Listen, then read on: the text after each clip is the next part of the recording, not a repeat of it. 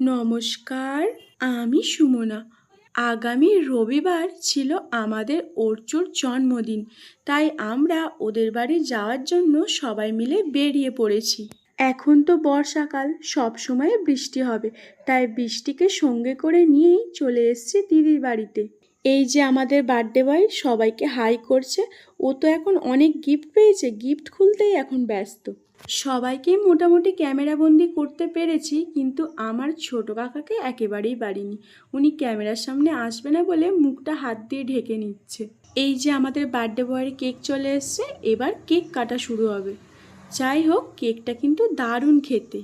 ইতিমধ্যেই ঢুকে পড়েছি আমার দিদির রান্নাঘরে, বলতে পারেন একটু সাহায্য করতে।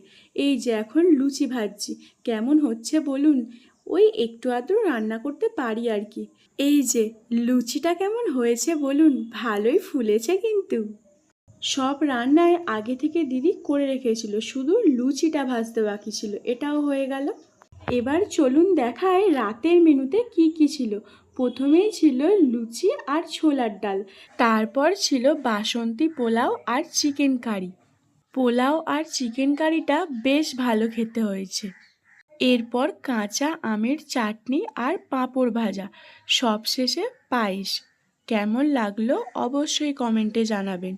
সবাই ভালো থাকবেন, সুস্থ থাকবেন।